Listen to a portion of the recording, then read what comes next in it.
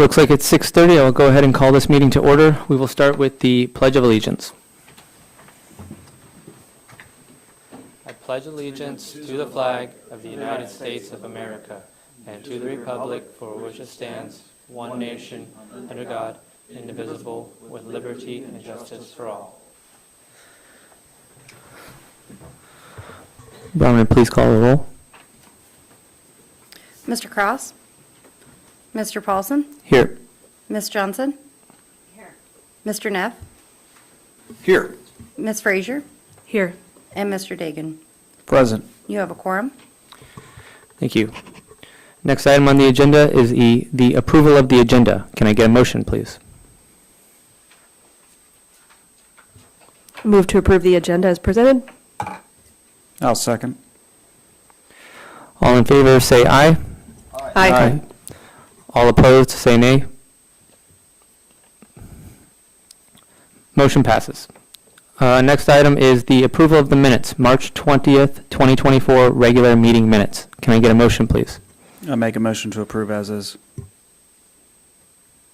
I second it. All in favor, say aye. Aye. Aye. All opposed, say nay. Motion passes. Next up is citizens' comments. These are limited to 3 minutes per speaker. Local number is 907-486-3231, or the toll-free number 855-492-9202. Comments are for general topics only, not items to be heard at the public hearing.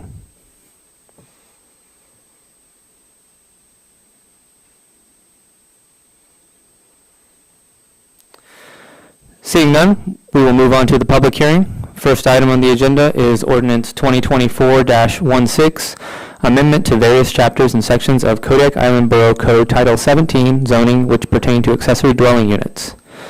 And I believe this was a tabled motion previously. Is that correct? So do we have to have a motion to open it again? So the motion is still on the floor. Okay. So this motion's already on the floor, so I guess we'll start with the staff report. Yes, thank you. Chris French, Community Development Director. This is the third public hearing at regular meetings for the accessory dwelling unit amendment ordinance. And I just wanted to kind of go over a little bit what we did at the last meeting in March.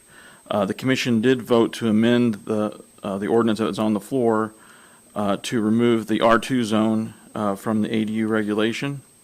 So that current amended ordinance is in your agenda packet. In addition, staff created a alternate ordinance with 2 additional changes that the commission could consider amending the ordinance on the floor to include. Those particular amendments relate to 2 particular items. One is in section 17-160-70. This would be in paragraph C1, and it would require that applications for an accessory dwelling unit would have to meet the minimum lot size of the zoning district that they are in. If not, they would not be able to be approved administratively, but they could apply for a conditional use permit based on the current draft of the ordinance that we have. The second amendment that's in the alternate ordinance is it's also in 17-160-70. It's in paragraph C2B, which would add an additional development standard for detached ADUs that would require the location of detached ADUs to be either at the side or at the rear of the principal structure on the property. This is very similar to other ADU ordinances, including the discussion that was in the AML ADU document that the commission has reviewed previously. These two proposed amendments from staff are based on comments that we've received, or the commission has received in the past at the previous 2 public hearings. And if you have any questions on those, let me know. The other thing I would just point out to the commission is that if you are to make, and the staff has made this recommendation before, but if you do make additional amendments to the ordinance, we would recommend that you continue or defer the case to the next hearing so that we can make those changes to the ordinance. So you'll have the ability to see those, and we'll also be able to run through the formatting with the borough clerk as well. if you have any questions, I'll be happy to answer those. Does anybody have any questions for staff?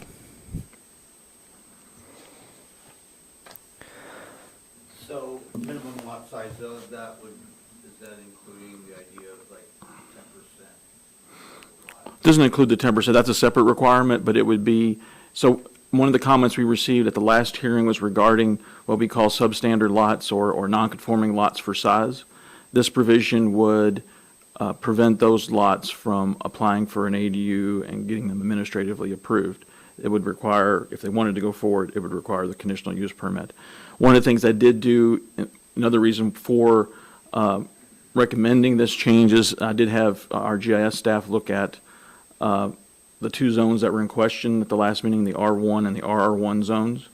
We did find that there's about 50 non-conforming lots for size in the R1 zone and about 25 non-conforming lots for size in the RR1 zone. So that was part of the reason for our recommendation for this additional standard to the ordinance. So are you saying that like we have some R1 lots that are less than 20,000 square feet? Less than 20 or 40, depending on whether they have utility service or not. And then but we do have a large number, especially in the city of Kodiak, for the R1 zone lots that are below the minimum lot size. You're welcome. Any other questions for staff? Okay, I had a question. So regarding the alternate amendments that you have proposed, or we asked for, and you have, did you vet those through the clerk and? I have not sent those to the clerk yet. I wouldn't Okay. do that until the commission would vote to amend the ordinance, and then we would make sure the clerks were able to look at that and make sure that Okay. we didn't have any formatting issues before bringing it back to the commission. So if we vote to amend it, then we should table it again for the next month. And again, it also, it comes to the question about how you want to do that. You can continue it to the next regular meeting if you make amendments to take additional testimony if you would like, or you can defer it to the next meeting and it would just be a vote at the next meeting. Okay, thank you. Seeing no other questions for staff, we'll go ahead and close the regular meeting and open the public hearing for citizens' comment.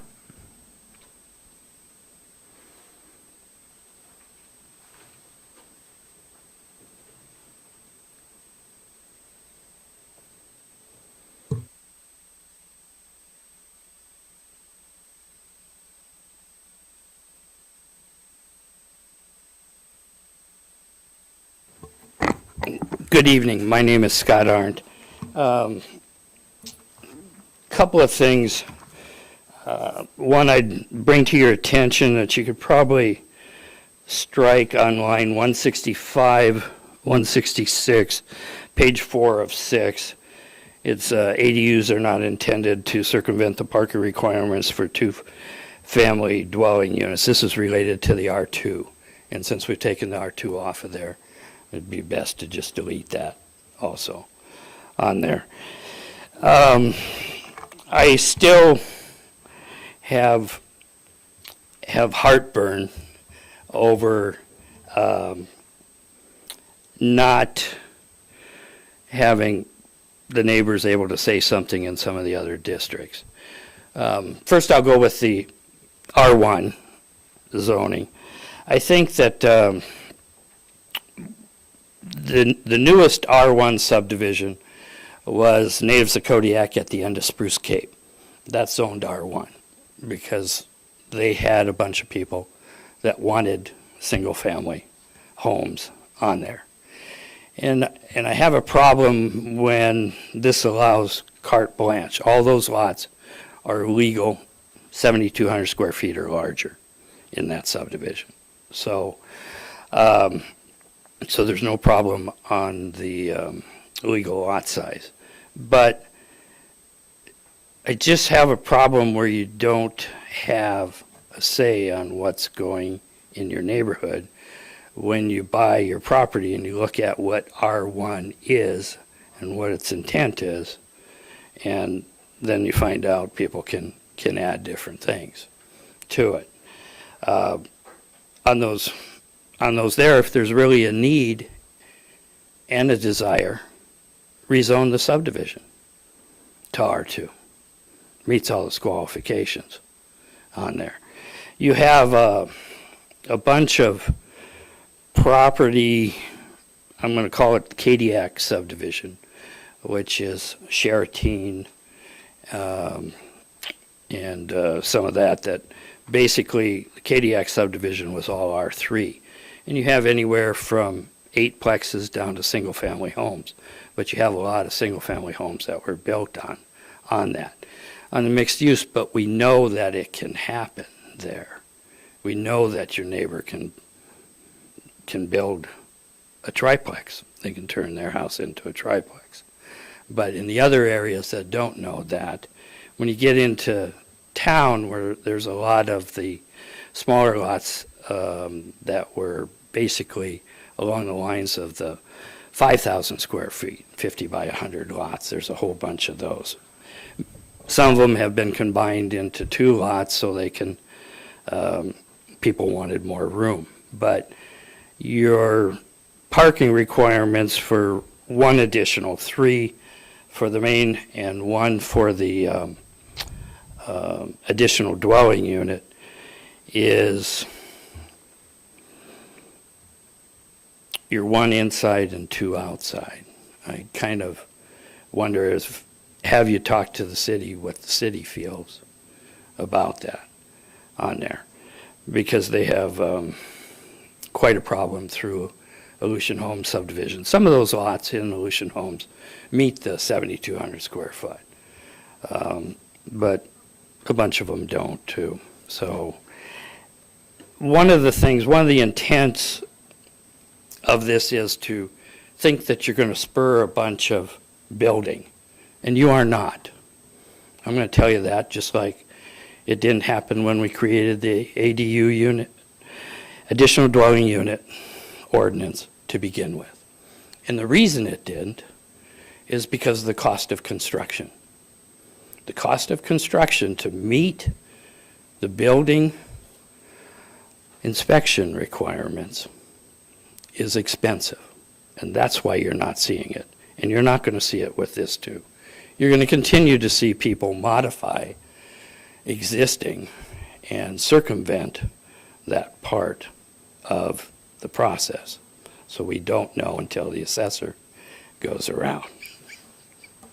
And she's pretty good at finding them out. So, and her crew.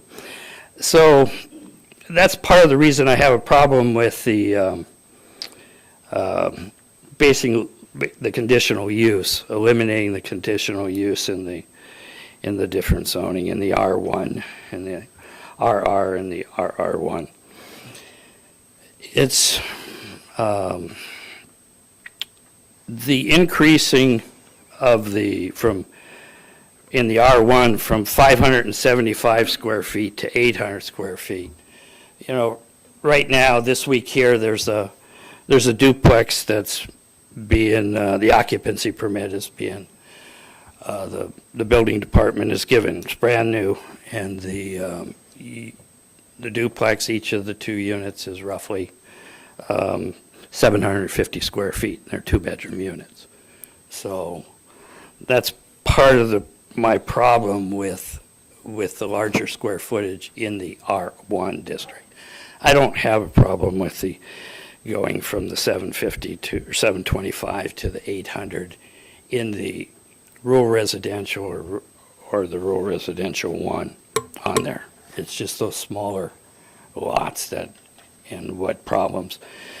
We've got a lot of duplexes in Service District 1, and we got people that are parking out in the street, and they got more than 6 spaces on their lot to begin with, and that's not enough for them because of the other toys that they have. So I understand what some of the thought and the intent is, but watch it and you're not going to see much difference than you're seeing already with what we have.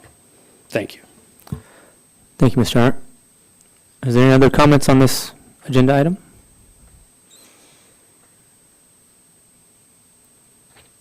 Seeing none, I will go ahead and close the public hearing and open the regular meeting for commission discussion.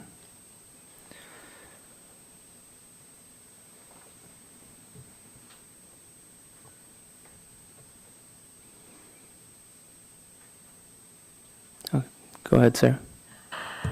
I'm a borough representative, and I'm wondering, based on Mr. Arndt's question, if anybody has talked to the city of Kodiak, either from community development or the members of the board that are city representatives about the parking. I would say the city is, as everyone else, in terms of the notification of that, we do notification. We also have done, as you know, we've done additional notifications in the paper and in the radio about the ADU ordinance and everything. But we haven't done anything specific just on a parking issue. It's been just in general that we are revising the ADU ordinance. So if I'm hearing you correctly, there's been no discussion with our emergency services professionals, like the fire chiefs or the police chief or state troopers, about parking? We have not done a discussion or a meeting or anything like that just on parking for ADUs. We've just notified people that we are looking at changing the ordinance and where you can where you can find the ordinance and review it. I have hesitation about reducing the number of parking spaces, simply for the reason that in my former life, it's very difficult sometimes to gain access to a residency. Here we have snow, and so that can complicate and compound the issue. So the more we can get vehicles off the streets for our individuals who serve us in that capacity, I'm an advocate for that. More parking spaces, not less.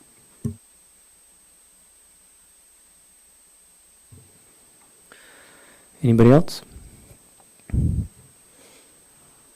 Go ahead, Court. Yeah, I'm not in the city, so I kind of realized last time I am in the borough, and I really don't have a feeling for what's in the city.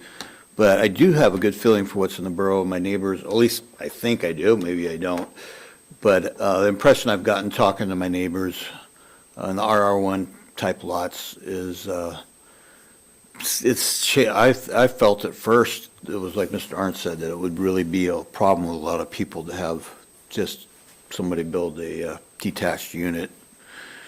And but I haven't really heard anybody, when I've talked to people, I haven't heard anybody say that sort of thing. So I feel like there's been a shift in the way people's thinking because of the demand for housing. I know what Mr. Arndt's talking about with the cost.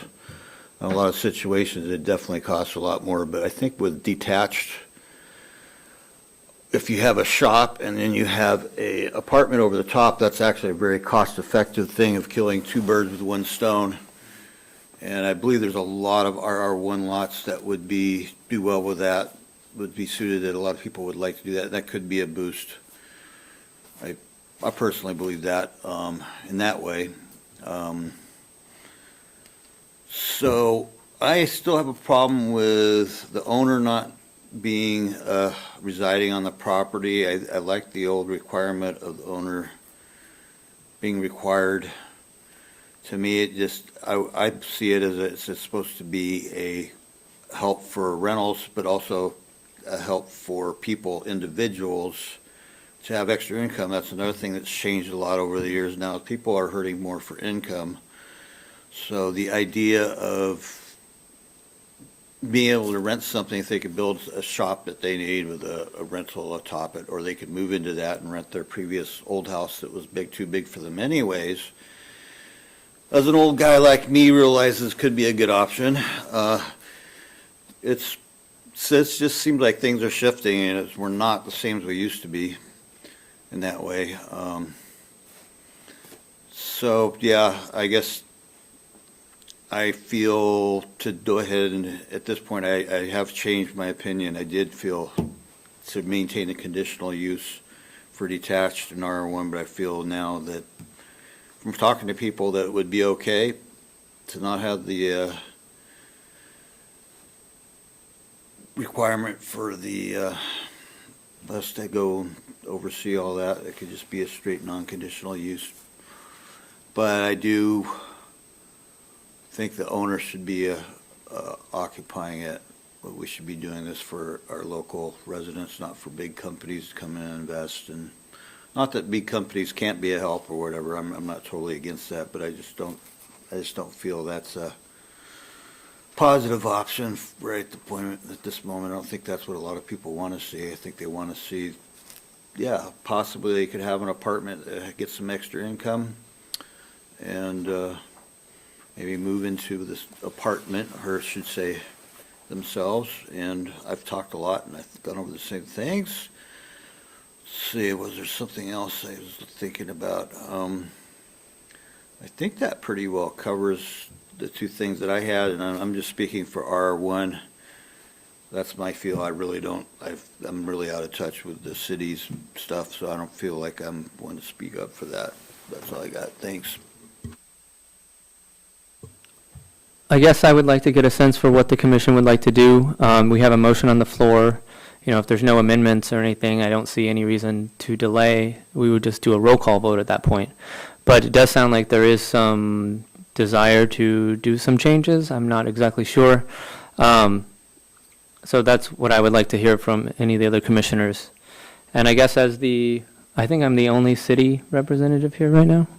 I guess for the city question, you know, I haven't talked to anybody at the city, but living in the city myself, my thought is, you know, people make choices about where they want to live. They live in the city or they live out in the outside the city limits, and there are advantages and disadvantages to both, I guess. The lots outside the city limits are generally larger. If they're a bigger zoning district, they have more land for things to park things on or build buildings and things like that. You have more space from your neighbors, but land costs money. And if you live in the city, then you generally have a smaller lot than the people outside the city limits, and that land is a little bit more precious for, you know, requiring cars to be parked on it. And maybe because it's more precious, that parking spot is going to cost more for a city resident than it's going to cost for someone out in the borough. And for people who live out in the borough, maybe that is not something they think about on an often basis, but, you know, I don't have any off-street parking spots, really. I have kind of a little cut in my house that I have to pull off the road in. And, you know, it's just how I live, and it works out okay for me. I can't have a boat or an RV or anything, but that's okay. So that's my thought. So that's why I think the city, you know, the difference in the city parking requirements is identifying that difference between the two different types of uses, I guess. You know, more compact living, and that comes with trade-offs. You know, you would like to have more room inside the city, but then you're not in the city anymore. So that's how I look at it. I don't know. So back to the question on what we should do, you know, as far as voting and moving forward. I just wanted to get other commissioners' thoughts on that. Oh, Seema, go ahead. Thank you. I live in the city on an RR1, and I chose a 1 zoning because I didn't want to live on a property or in an area that had multiple houses on it. I live in the city on a very busy road already that we're constantly being woke up in the middle of the night by traffic or police cars or fire engines. And so, you know, just because you're on a RR1 and you have a bigger lot doesn't necessarily mean that because you live in the city, you're okay with it. City people people do choose their lots by the zone also. And the 1 zone saying that you can't have an ADU, if you're gonna pass that, then you do really need to take into consideration court's idea of having the owner living there, because I didn't sign up to live in a duplex area. Thank you.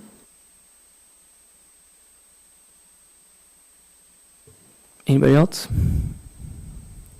Sarah? Oh, Chris. I just want to address one comment that we received this evening, and I think it's just a clerical error issue, because you already made the commission already made the amendment to take R2 out. So in 17-160-70, paragraph A2, that the speaker spoke about this evening. I think that was just a clerical error, so we'll make sure we strike that through in the ordinance. So I just wanted to clarify that with the commission. Did you have something, Sarah? I was just going to make sure that I understood exactly where we are Okay. before we moved forward. So I was not at the last regular meeting. My apologies, I was out of town. So the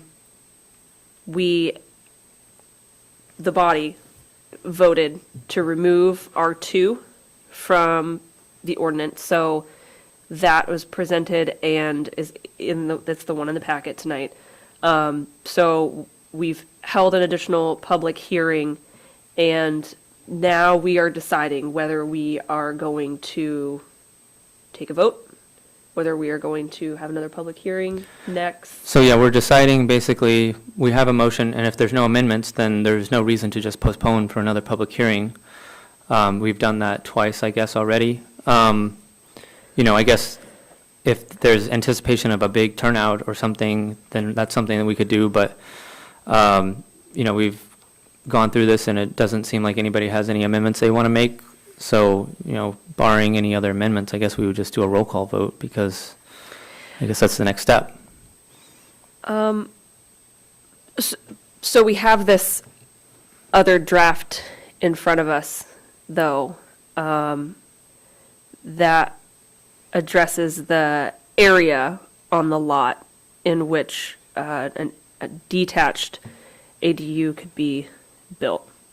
So I guess I was just wondering if the commission wanted to discuss that specific section, so that if we wanted to just amend by substitution and take the entire newly proposed ordinance into consideration and carry that forward. Well, I think if we wanted to do that, we should put a motion on the floor to do that, and then we can discuss. I think that would be the right way, Bronwyn, right? Yes, if you guys can discuss it prior. You don't have to have a motion on the floor Okay. to amend, no. But to vote on the amendment, you do have to have the motion open. Okay.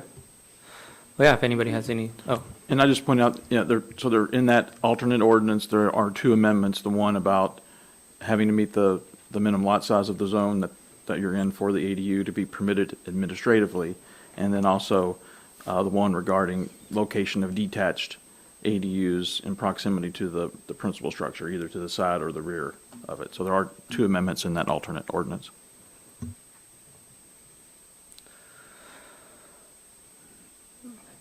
Sarah? I'm in favor of both of those changes. Okay. Great. As am I, and I do want to make sure that we adjust for the parking. Okay. Well, then, if that's something that we want to do, then we should do an amendment and then, go through the whole process. Does anybody have an amendment? Yeah, what would be the best way to identify it? Because it doesn't have like FY 2024 16A or B or like version 1, version 2, or a date on it. So in making the motion, what would be the best way to? There is, if you click up in the top corner, you can see that they're named two different ones on that three little dash line. So you have they're both named the same, but right below it, it says alternative draft 4-1-24, which was the date it was created. I'm on the public version of the website. Sorry, which Let me page is that, see. Bronwyn? I'm on split screen, so Oh. if you go to split screen, it'll be page 12 out of 15 once you click on the case.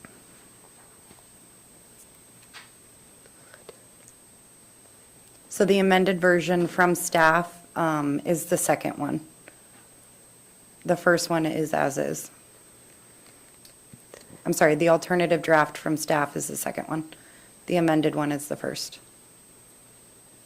You see? Can I call it version 2? Yes, you can do that. Okay. Okay. I move to amend by substitution, the use of version 2. I'll second that. Do we have any discussion? Okay, Bronwyn, can we, oh, sorry, Court, I go was just ahead. going to say that one thing I've noticed is that people can all have a lot of opinions and details, and if we try to get too detailed and too demanding of our own particular thing, that we can hold things up. So I think I'm not totally fond of it, but I think I'm going to let it go for the hope of progressing forward with this. Yeah, my thought is,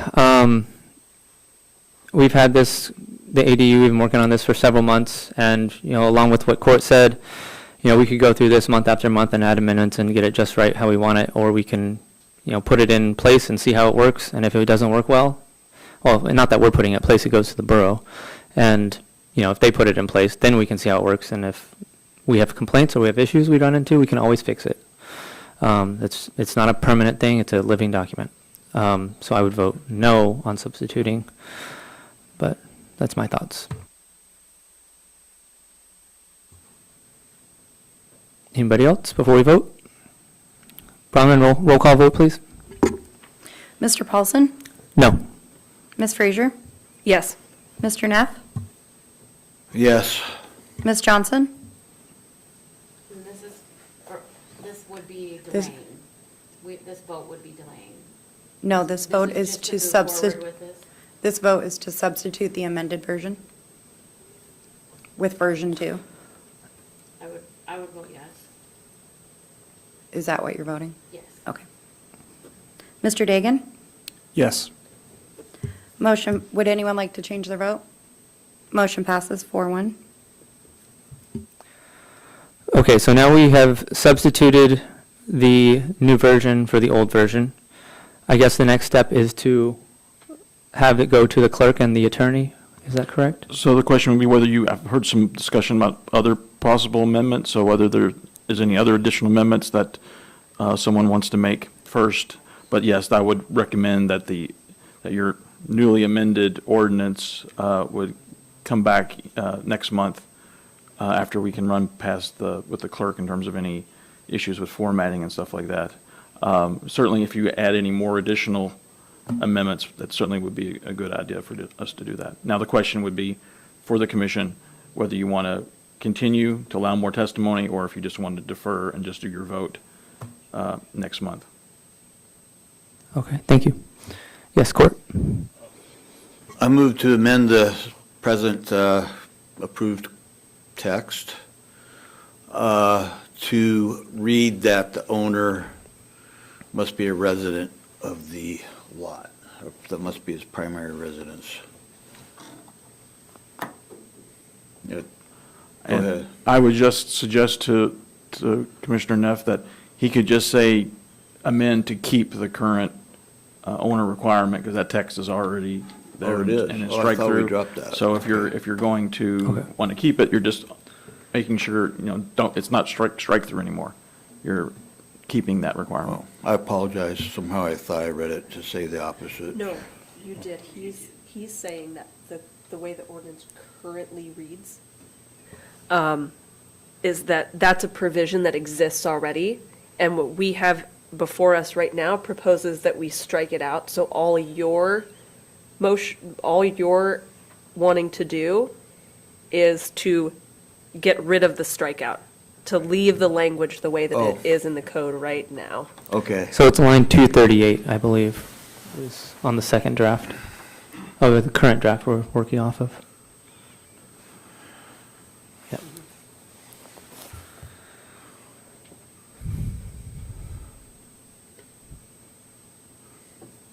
Yes, Mr. Dagan.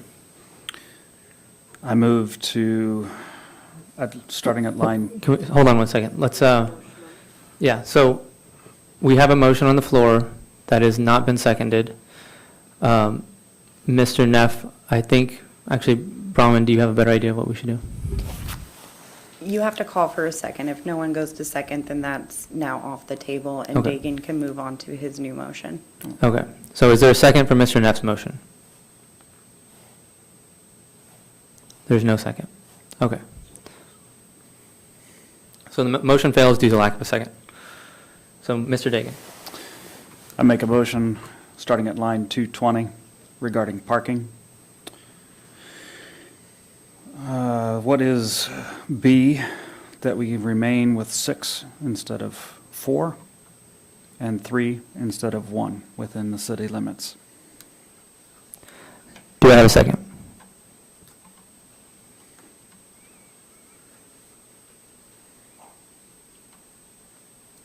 Seeing no second, motion fails due to lack of a second. So any more motions on the floor, or any more amendments that anybody wants to make? Okay, so next I would ask that somebody put a motion forward to either continue or defer this motion for next month. Yes, Bronwyn? Please don't forget, you do have a motion on the floor currently, so if you move to postpone, then you're fine. That motion will stay on the floor. But if you, or not postpone, sorry, continue. But if you do move to vote and this is how your final is looking, then you do have to vote on your original motion as amended. And that includes the new amendments that have been voted on currently. So we have amended, or we have substituted the new draft as the current draft, correct? Yes, but you still have the original motion on the floor from last month. Mhm. So you would move, you have that motion as amended. Is Okay. how you would state that. Okay, so we And just then need you to would state go as into a amended. roll call, yes. Okay. Understand. Okay, so I would ask for a motion to either continue or defer this. Continuing it will allow public hearing to continue for next month, and deferring it will just call for a vote next month, and that will give the Community Development Director time to have the clerks and attorney look at it.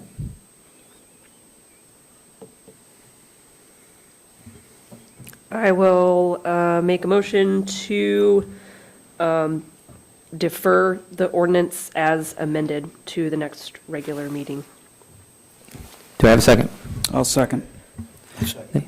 Thank you. Can we get a roll call vote, please?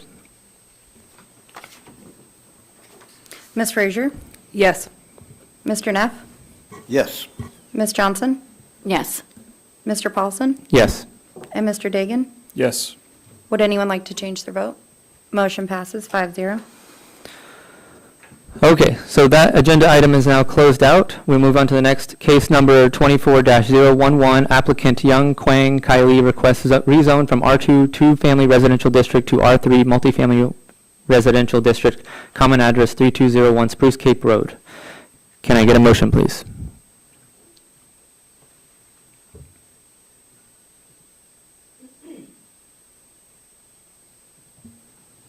I'll move to approve rezone case number 24-011. Can I get a second? I second it. Staff report, please. Excellent, thank you. Good evening, Commissioners. Joe Grockmull, Associate Planner with Community Development. Case 24011 is a rezoning request focused on USS 3100, Lot 8. Yes? You need to read off the motion. Do we have so to that- read the whole thing? Huh? We to read the whole thing? Yeah. Yeah, you have to read it off just so that we know what we're looking at. What motion? Okay. Move to approve rezone case number 24-011 to change the zoning designation of USS 3100, Lot 8A, common address 3201 Spruce Cape Road, from R2 two-family residential district to R3 multifamily residential district with no conditions, and move it forward to the Kodiak Island Borough Assembly, and to adopt the findings of fact and support listed in the staff report dated April 11th, 2024, entered into the record for this case as findings of fact for case number 24-011. Can I get a second, please? I second it. Thank you, Joe. You can go ahead. Excellent, thank you. So case 24011 is a rezoning request focused on USS 3100, Lot 8A, common address 3201 Spruce Cape Road. This property is a 1.394 acre parcel, presently zoned R2 or two-family residential. The applicant, Mr. Young Kylie, seeks to rezone this as an R3 district, which is a multifamily lot. In his application, Mr. Kylie described how his request was driven by a desire to develop 2 additional rental units on the property, a use which would be permitted in an R3 zone. The future land use map in the 2008 comprehensive plan identifies the parcel in question as well as the surrounding parcels as being in an urban residential zone, which basically means parcels zoned R1, R2, R3, and single resident occupancy standards. Staff identified 2 parcels adjacent to Mr. Kiley's property, identified as 21604 and 21605 on the borough's GIS map, which are already zoned as R3. Furthermore, while it doesn't directly border Mr. Kiley's property, a third nearby property identified as ID 21584 is also zoned as R3. It is important to note that the 3 parcels presently zoned as R3 are not located on Spruce Cape Road as is, or like Mr. Kiley's parcel. The other parcels adjacent to the applicant's plot are zoned R2, as are all other nearby parcels along Spruce Cape Road in that general vicinity. When asked to provide justifications to support this change, the applicant cited several ways through which this proposal supports the objectives of the borough's 2008 comprehensive plan, focusing primarily on the need to meet increasing public demand for affordable housing within the borough. So one of the stated goals of the borough's 2008 comprehensive plan is to, quote, zone land to meet future housing, commercial, industrial, and other land needs. After reviewing Mr. Kiley's application and carefully considering his intentions for how he hopes to utilize the rezoned parcel, it appears that this proposal could increase the availability of housing stock in the borough without compromising the aesthetics of the surrounding neighborhood. On March 15th, the Community Development Department mailed out 147 notices to properties within 1,000 feet of Mr. Kiley's parcel per borough code. And as of 3 p.m. this afternoon, we've received 6 public comments in response, 3 of them in favor of this request, 3 of them opposed. On March 26th, staff conducted a site visit at Mr. Kiley's property and took photos of the parcel and walked around, which are included in your meeting packet for your consideration. Following the site visit, Mr. Kiley provided staff with a photo of his notice of public meeting sign taped to a fence in front of his property in clear sight of Spruce Cape Road. The sign was posted more than 20 days prior to the Planning and Zoning Commission's April regular meeting per Kodiak Island Borough Code.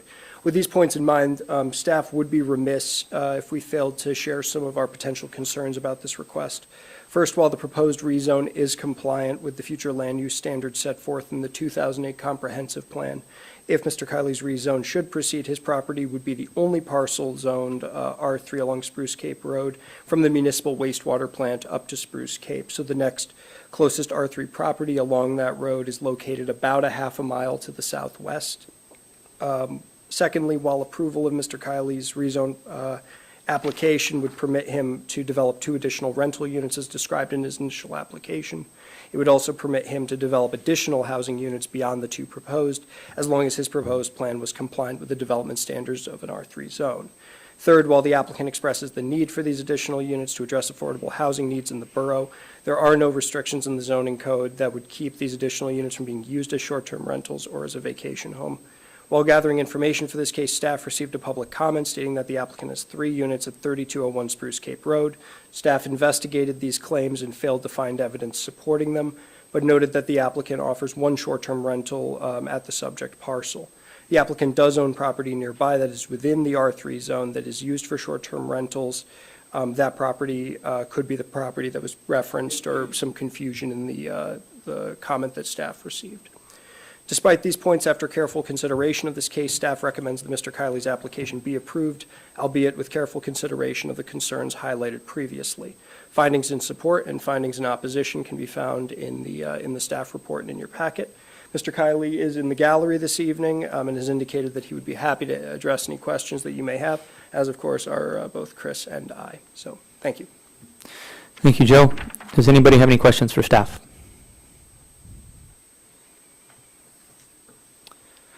Go ahead, Court. Now, I'm kind of familiar with the area, I believe. Perez Way goes on to Wilton White. It seemed to me there was 2 big fourplexes right at that intersection right there, if I remember right. Yes, sir. So how did we come up with there's nothing like R3 within a mile of that? That's like 2 lots. Yeah, so to clarify that comment, so what I meant is there's no parcel that's zoned R3 on Spruce Cape Road specifically. There are, as I mentioned earlier, there are 2 R3 properties that border Mr. Kiley's property to the northwest, and then there's also a third property that's zoned R3 that doesn't directly border his, but is within 50 meters or so of his property line. Thank you. Go ahead, Craig. Regarding infrastructure, wastewater, sewage, electricity, how antiquated is it in that region? And will it be able to handle any additional product from this lot if it was to have building on it? For the 2 additional units, infrastructure would be sufficient. My only question is regarding the findings in support and findings in opposition. It says whereas the commission finds, so that would be, do we need to have specific language in our discussion where we have findings of fact or findings in opposition? Chris, do you mind? This came from our attorney. Just Okay. So you have a motion on the floor that's in support of the rezone request. The reason why we provided you findings in support as well as in opposition, because staff did have some reservations on the case, and so we felt it was appropriate to have findings in both positive and negative scenarios for the commission to consider. If you were to go the route of wanting to have the rezone denied, you would have to amend your current motion to do that. You would need findings of fact as part of the rezone per Kodiak Island Borough Code, either in favor or in opposition. So you would have to address those. If, for example, if staff hadn't provided opposition findings of fact, then if the commission wanted to vote in opposition, then you would have to have created your own findings of fact in opposition. Sarah, go ahead. Do the P and Z bylaws still allow for a postponement of the approval of findings of fact to one regular meeting? It does. Yes, you can do that. Thank you. Any other questions for staff? Seeing none, I will go ahead and close the regular meeting and open the public hearing for public comment.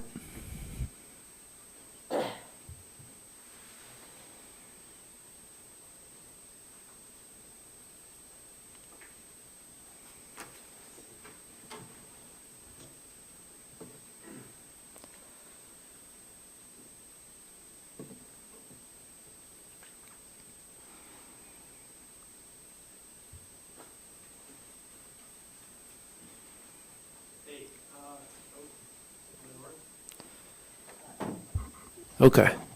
And can you state your name for the record, please? Oh, yeah, my name is Young Kylie.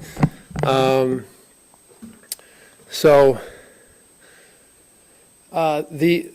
reasons are twofold. So I'm a school teacher, and I have some fellow teachers that recently he's buying a van to live out of his van, just because it's more cost effective than renting. And so one idea that we had was if we could change the zoning, we could put some tiny homes. I emailed you too late, but I put some examples of the tiny homes that we were potentially looking at. Of course, they'd have to meet code, but I mean, we're talking about 400 to 500 square feet, possibly smaller. I mean, we're not talking. We're talking tiny. The reason we purchased this property initially was we lived on Wilton White Way, and I guess my kids played in the forest where the Spruce Cape Homes apartment complex was built, and we were worried that something similar would happen to this property, which was really close. And so we bought it. My wife wanted to preserve the trees. A lot of the concerns that came out were worried about cutting down the trees, ruining, the forestry. No real intention to do that. We had to cut down one tree for leaning, but other than that, we had no intention to do that. Another reason why we were interested, I will say that talking to Kodiak Lawn Care, the cost is somewhat inhibiting, but I mean, it's an idea that we have, and we'd like to eventually move forward with it if the rezone was gone through. Another issue that we have, there's concern about the property, current property, right? How many units?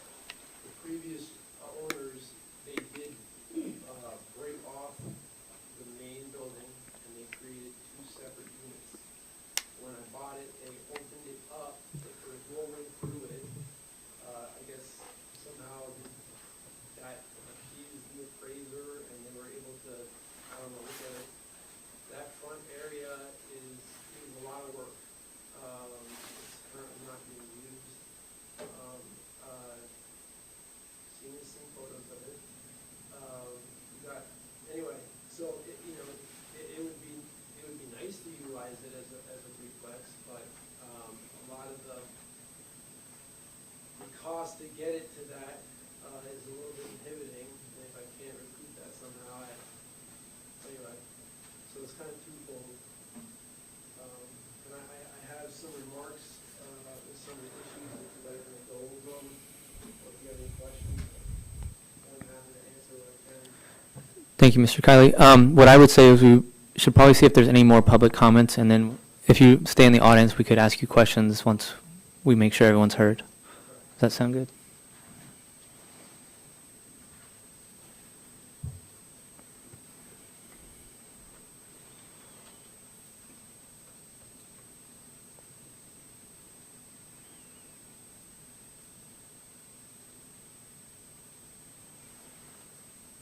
Good evening, ladies and gentlemen. My name is Robert Lindsay. I'm here this evening to speak in support of the rezone. Thank you. Good evening, ladies and gentlemen. My name is Robert Lindsay. I'm here to speak in support of the rezone. Good neighbor, good guy, great member of the community, raising some neat kids. You know, and he's talking about preserving the trees and that, and it just, I'd like to laud that. And I think to rezone that property, I don't know if any of you besides Scott existed here when Tony Perez wanted to rezone all of Spruce Cape to R3. And he's the one there that did Wilton White Way and Perez Way and Tona Lane and the other subdivisions, that property he owned. And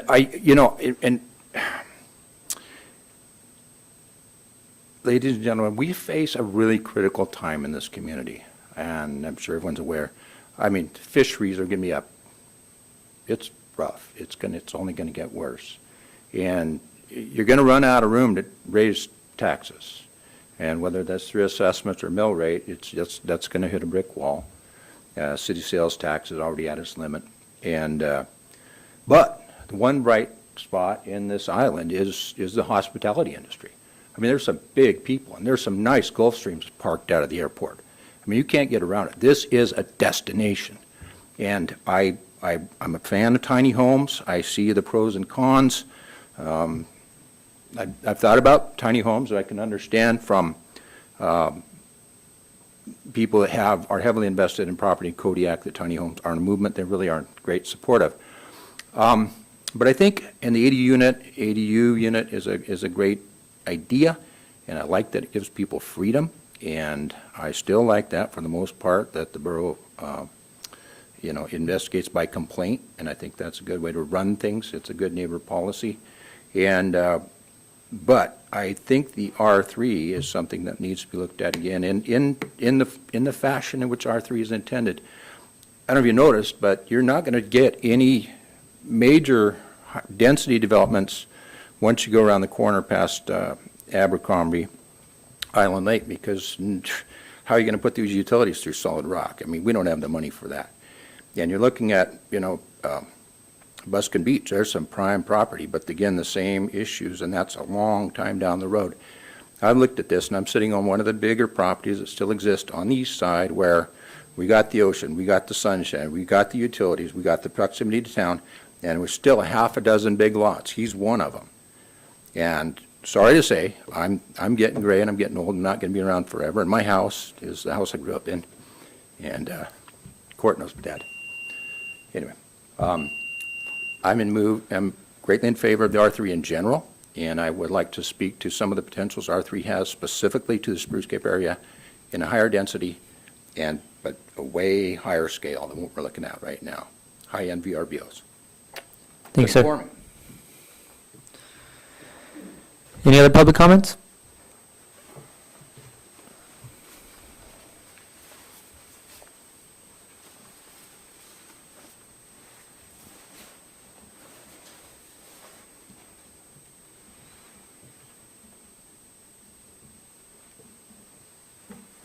Hi, my name's Kevin Webb, spelled Cavinwebb, for the record. I live on Perez Way. I know Mr. Young. We talk across our fence all the time. Love him and his family. But I, for one, I'm afraid that it's going to lower my value when he puts all these on, right behind my house. I bought an R2 subdivision to stay in a R2 subdivision. And, you know, but talking to one of the assessors, he said could potentially lower my income. So while he potentially can make more money, I'm going to lose money. So that's a concern from other neighbors that couldn't make it here tonight, right next door. It's nothing against Mr. Kiley. We love seeing the trees behind his house and everything like that. But with the more foot traffic behind my house, you know, when the previous owners were there, they tormented my dogs. Not that his family doesn't, but, you know, I'm afraid that if it's anything other than just a single family or member living there, that little kids are going to be feeding my dog because the previous owner did, you know. And we do have a fence in between and everything, but who's going to take care of that? You know, I don't want to cause any hate and discontent between me and, you know, Mr. Young or Mr. Kiley here with that. But, you know, just, I don't want to see it. I was disposed. We brought the paper in that we were mailed. We didn't see where it had a deadline. We thought we were going to give it tonight at the meeting, you know, with our concerns. But that's about all I can say is, you know, what's it going to do to my property value and the foot traffic and everything on my street. I have little kids that run. You mentioned the fourplexes up at the top of my street. We don't have any sidewalks, so everybody that shoots up and down my street at 40 miles an hour, and as little as it is, you know, now you're going to add to that footprint of cars going up because they always think that there's an out, even though it's a dead-end road. Everybody shoots up my street and then turns around at the top and shoots right back down, you know. So it's just going to be added on to that. So, thank you. Thank you, sir. Any other public comments?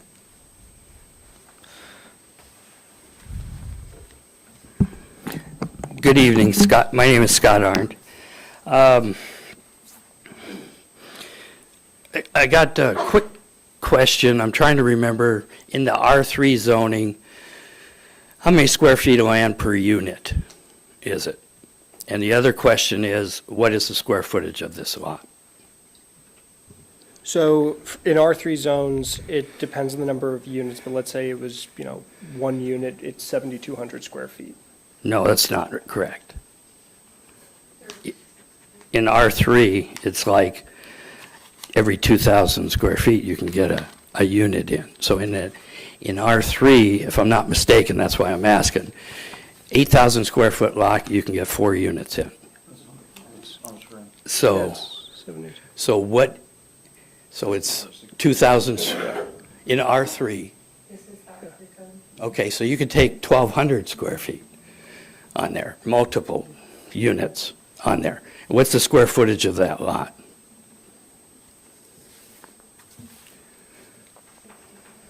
Yeah. How much? 60,000.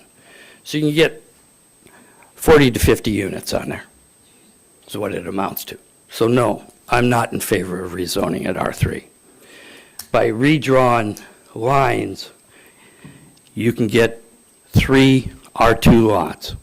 That's 6 units. That achieves what he wants on there. I don't like the idea. It's not what he's just going to do. It's what someone else is going to do down the road. And that changes the whole makeup of the area. As Mr. Lindsay said, you want to look at R3, you look at that on a more general basis and include other areas before you do it. This is boxed in by R2 on each side of the lot there, changing that to R3 only because it's contiguous in the Kodiak subdivision. I disagree. Thank you. Thank you, Mr. Arndt.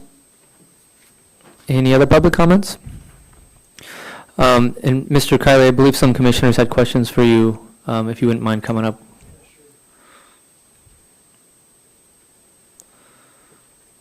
Sarah, did you have a question? I did, thanks. Mr. Arndt kind of read my mind. I was curious as to whether or not you had considered subdivision and just putting those tiny homes on the subdivided lot, because it looks like you could fit a flag stem on one side You don't actually have to use that as access, but Yeah, so my family, my 4 kids, they love running around the property, and I guess I just didn't want to limit them.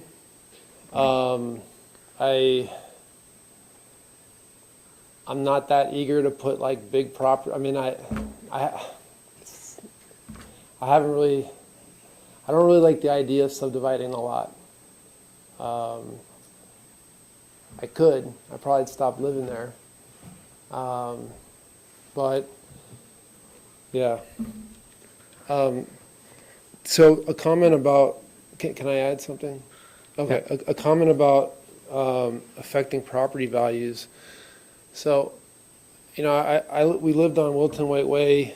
I can't remember when we bought it, but it's been a while.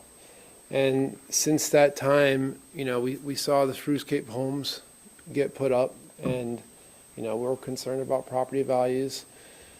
The lot parallel, right next to my lot on Spruce Cape Home was subdivided, and, you know, 4 buildings were put up, and it, you know, it never impacted any of our assessed values, and in fact, they've constantly go up. So I mean, I don't believe that rezoning to R3 and putting up too many homes in the back would impact property values in the area. Any other questions for Mr. Kiley? Oh, Also, just from the staff side, so I had an email exchange with Mr. Kiley a couple of days ago where we discussed this, following up on a point that Mayor Arndt brought up last week. And we were, basically our department, we asked if there was an as-built, because then we would be able to confirm if there was enough space to put in a flag lot. Unfortunately, Mr. Kiley doesn't have the as-built at the moment, so we're not able to confirm that that would be a possibility. It might be, it might not be.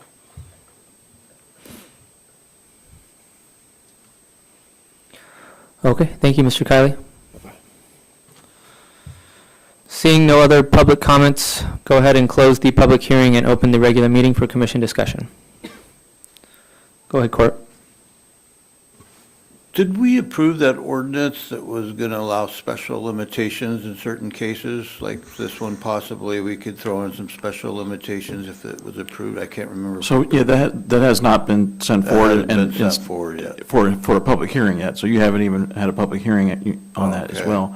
And I would, That's what I thought. and my suggestion to the commission is to space out your amendments a little bit, so get through your ADU ordinance before we tackle another amendment to the code, just that we have enough spacing and staff has enough time to work with the clerk's office on an ordinance and that kind of stuff. But that, to answer your question more specifically, yeah, special limitations, if we did have those changes that are being discussed in work sessions with the commission, if we did have special limitations, have that ability, the commission or the assembly or both could put special limitations with the applicant's approval on the property to restrict the number of units, for example.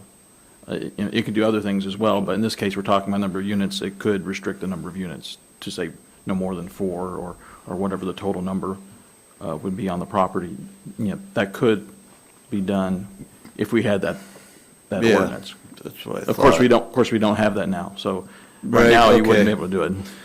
Yeah, there was, I had a kind of as much as I would like to just pass something like this, not having good feelings about the different people and all that, and the idea itself not being any problem, there is a lot of wisdom to be had from Mr. Arndt, that the reality is that could all change overnight.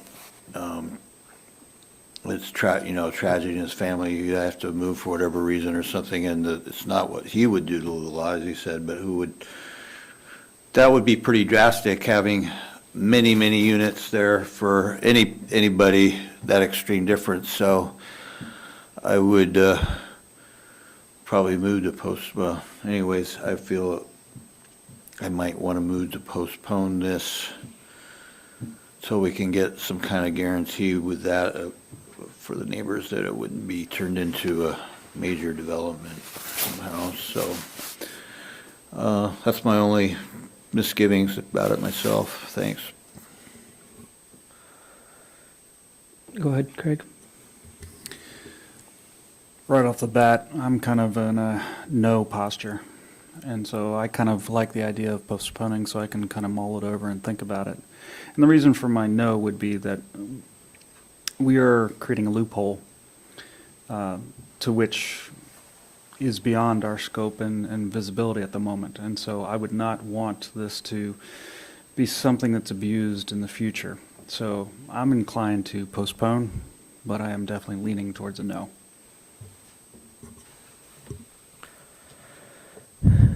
Any other discussion points?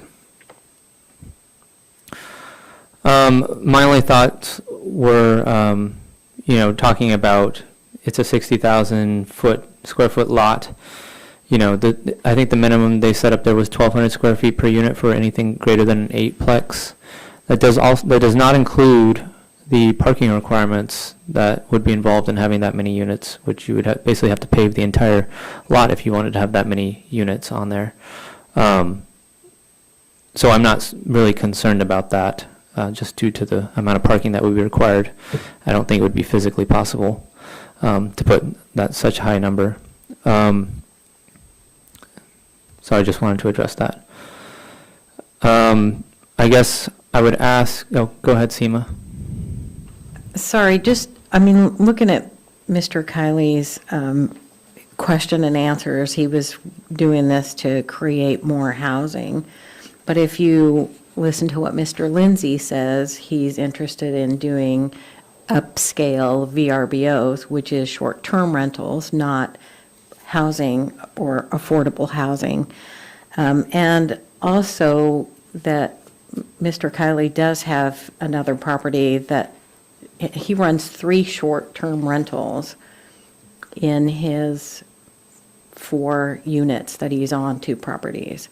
So that is something that we need to take into consideration, because if you are opening them up to be short-term rentals and not just affordable housing for somebody to move on to. Okay. So we have a motion on the floor.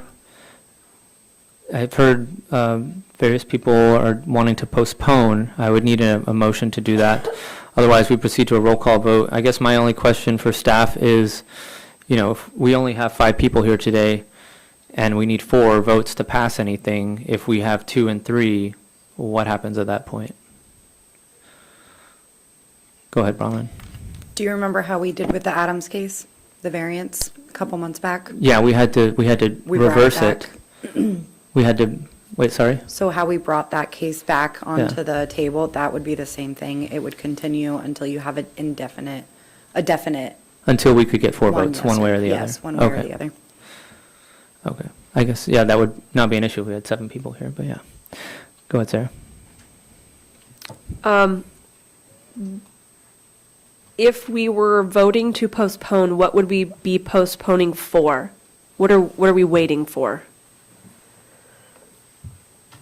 Is there additional information that we needed? Is it because we don't want to make a decision on this rezone case until some point where we can put special limitations on it?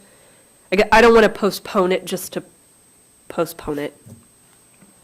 Yeah, I agree. Well, we don't have a motion on the floor to postpone, but I do, yeah, Mr. Dagan and Mr. Neff talked about postponing it. That is a good question to them, whether, what are we postponing for if we do postpone? We should expeditiously move cases through our commission here. We shouldn't hold people up just because we can't decide.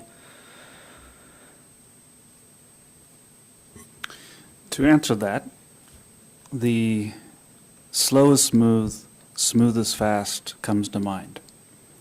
When we move in haste and quick to make decisions, we do not afford ourselves the time to process the case. We're only hearing about this and having this dialogue, and we're hearing each other, and therefore we might be remiss in making a quick decision and regret it.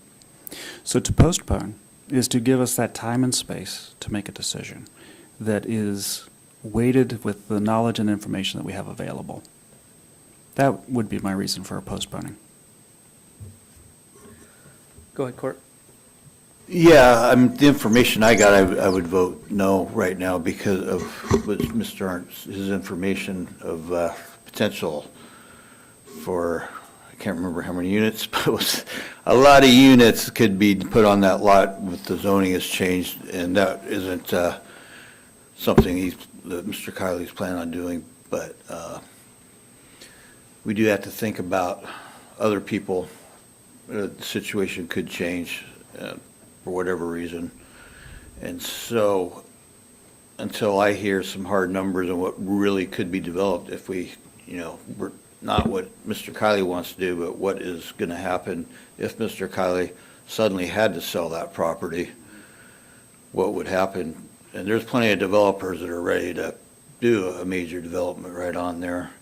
If it did open up as an R3 lot, it would, it's not like a long shot that, and that's a little bit more of a drastic change to the neighborhood than what we're talking about, right? Well, it's a lot more drastic change potentially. So anyways, that's what I'm looking for, some hard numbers on what potentially could be done to that if it is changed for, verified numbers. We heard some there and another one here.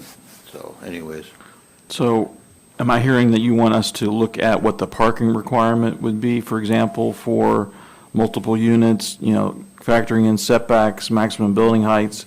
I mean, we'd have to take guesses on the size of units and that kind of thing, but Yeah. I mean, we could try to get you some more information that way if that's what you're Yeah, looking yeah, for. potential most case scenario of units that could be put on that lot. If somebody was like, and developers think that way. I mean, that's the reality. Like, what can I get out of something? And they can get more for their money. So, yeah, that's it. Thanks.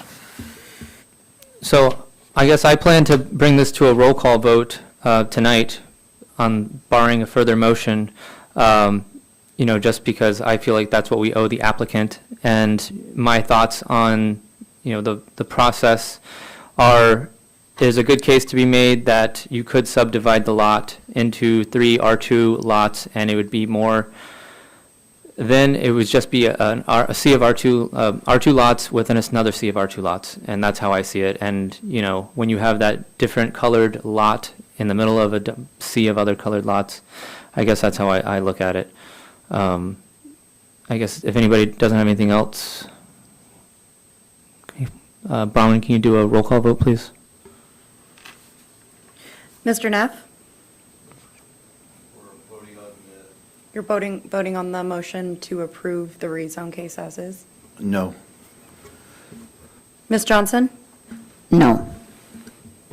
Mr. Dagan? No. Mr. Paulson? No. Ms. Frazier? No. Would anyone like to change their vote? Motion passes 5-0. I'm so sorry, motion fails 5-0. Yes, so we have to make a motion to, A motion to deny Okay. and then have your findings of fact. You can use the findings of fact for denial that are in the staff report. okay, so do I have a motion? We got to do it this way.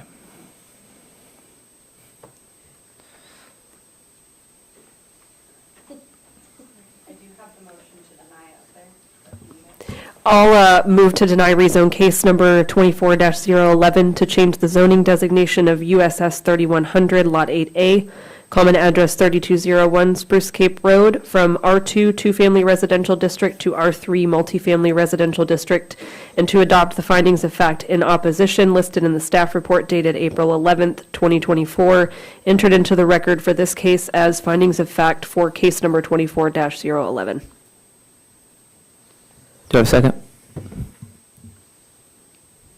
Second it. Bronwyn, can you go ahead and take a roll call vote, please? Oh, sorry, do we have to do this? Yeah, discussion. Commission discussion. Seeing none, Bronwyn, can you please take a roll call vote? Ms. Johnson? No. Or yes, yes. Mr. Dagan? Yes. Mr. Paulson? Yes. Ms. Frazier? Yes. Mr. Neff? Yes. Motion passes 5-0. Thank you. Okay. So that closes out the public hearing portion of our agenda. Old business, there is none. New business, there is none. Planning and zoning case results letter, we have the S24-010 preliminary approval letter you can look at if you like. Abbreviated and final approval, subdivisions, there are none. Director's comments. Yes, so in the director's report, we had 3 items. The first one is just want to remind the commission that the hazard mitigation plan update, we did hold an online Zoom kickoff meeting on April 2nd, 2024. We also have a in-person kickoff meeting scheduled here in the Assembly Chambers on April 23rd. It begins at 6 p.m.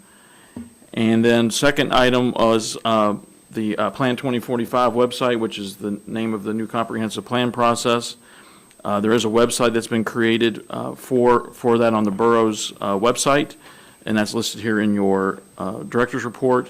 I also wanted to kind of let the commission know that staff has worked with the high school to develop a logo contest, and that the high school students will be hopefully designing some good logos for us to consider. As part of that consideration, the commission would be the ones voting on the logo that are submitted. So I just wanted to kind of give you all a heads up on that. The closing of the contest for submissions, I believe, is May 17th. And so hopefully we'll get some in here, and we'll be able to present those to the commission to get your votes on who the winner might be. And then lastly, just for a training opportunity, I wanted to let the commissioners know that the American Planning Association's online conference is from May 8th through May 10th. If anyone on the commission would like to attend the online conference, please let myself or Bronwyn know after the meeting this evening, because we do need to quickly get you registered for that. Other than that's the only comments I have, unless you have any questions.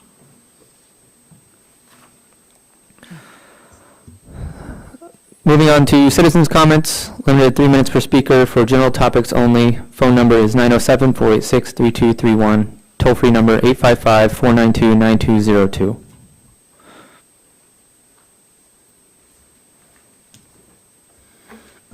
My name is Scott Arndt. I'm not going to be able to make your work session or meeting next month because I'll be out of town. I'd like to suggest that you revisit the owner of the property shall live in the principal dwelling of the ADU, as Mr. Neft mentioned. I'd like to see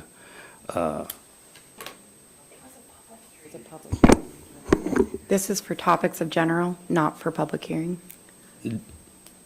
I'm sorry. Citizens' comments, I get to speak on this. Trust me on it. What you have is that I'm suggesting that you take into consideration what court is saying. And the other thing is you change the parking requirements inside the city of Kodiak to the 2 spaces, the same as outside on there. That's my 2 recommendations for next month. Thank you. Thank you. Any other citizens' comments?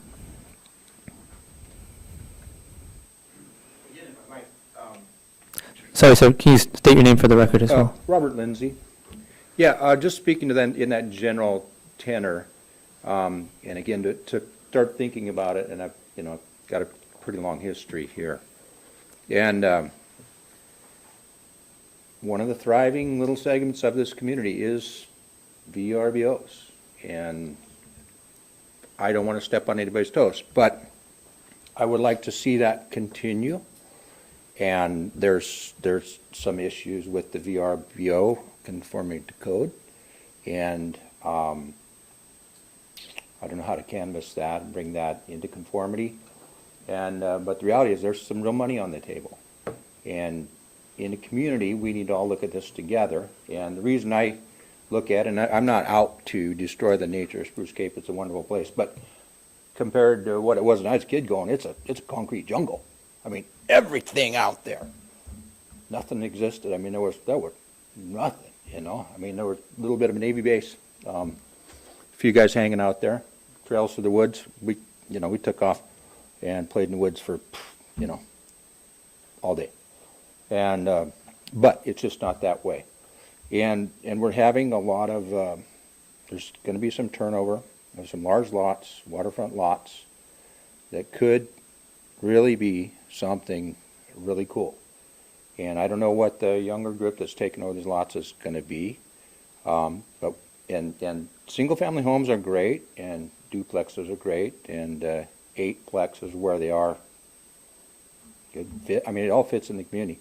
But if you look at the stretch where we can do this in Kodiak, there's not a lot of options. And if it eclipses, and maybe the R3 might not be way, I don't know if we can do something. And Scott and I, we talk a lot, so hopefully. But I'd like you to think about that. We got some opportunities where it could exist, and I think it, the growth has not, it's still on this side of the curve. Look at the hotels they're building downtown, so we need to look at that, folks. I'll be free to, comment, or I'll try and show up once in a while and tell you what I got in mind. Appreciate it. Thank you.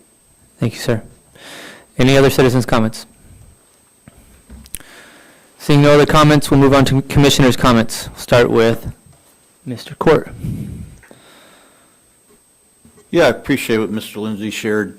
There is a point of contention, it seems like, where people feel that it has to be either or, VRBOs or rentals, and I believe that we would do well to look at possibly promoting both somehow, and not trying to get more rentals at the expense of a VRBO. That's my take on it. Free enterprise all the way, yay. Go ahead, sir.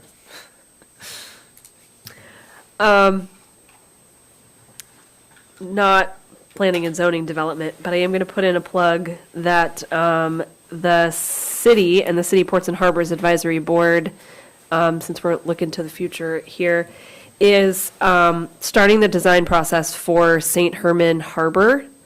So if you are if you're interested in waterfront development, that is also something to put your 2 cents in on right now. They have a design firm working on kind of a maximum build out for the purposes of core permitting right now, but the next step after environmental permitting is going to be really determining what it is that the community needs. We need a bigger haul out so we can get bigger boats doing their dry dock here, drive down, float, nicer fish stations, better maintained gravel ramp for guys like Sundog Charters that are doing smaller charters and things like that. So just keep that in mind too, that the city's got some development stuff going on that could potentially determine the long-term health of our harbor and our economy. That's it. Thanks. Craig. First and foremost, Chris, Joe, thank you. Seema, likewise, Brownlee, for your service that you provide to us to help us walk the straight and narrow. As to the smart growth that we are doing within the city and the borough, it is important for us to remember our infrastructure demands and also our public servants in the fire and police service. We must preserve access for them to get to us in our time of need. So I will always be advocating for that kind of infrastructure and collaboration. But when we do go and start to continue to build out, let's build smart. Let's not work harder. Thank you. Linnea? I just think we really need to focus on housing for our locals right now. I am a realtor, I'm a property manager, but I also sit on the board for the chamber. I would love to see Airbnbs thrive, but I think that there needs to be some type of temporary moratorium, like New York City has done with B&Bs, until we can house even our essential workers. I get phone calls every single day for people pleading for housing, and I have none to offer them. It's limited. Right now, there's a family of 8 that can't even find housing. I encourage everybody to read the recent Kodiak Island Housing Authority housing report. There there's about 60% of our community that make under $100,000 a year. Per person, they're making $38,000 per year. The majority of our community can't afford to live here. And when we continue to offer really expensive Airbnb furnished housing, it makes it even harder and harder for affordable housing to be available out there. So I don't know if what we need to do is look at zoning areas that are more appropriate for these Airbnbs. But I think we need to really put our focus on housing our residents. That's it. So my comments, I think our community development department is doing great things. I'm so glad we have it fully staffed. I was very appreciative of the department's Lego stop motion video that they put out. I don't know if anybody's seen it, but it's on YouTube. So you can go check it out. But I'm looking forward to this comprehensive plan and the graphic design stuff that we're going to be looking at, or the department's going to be looking at. So I just think we're heading in a great direction. That's my only comments. My announcements are the next work session of the Planning and Zoning Commission is scheduled for May 8, 2024 at 6:30 p.m. here. And the next regular meeting of the P&Z Commission is scheduled for May 15th, 6:30 p.m. located also here. That's it. Can I get a motion to adjourn? I make a motion to adjourn. Second? All in favor, say aye. Aye. All opposed, say nay. Meeting is adjourned at 7:57. Thank you.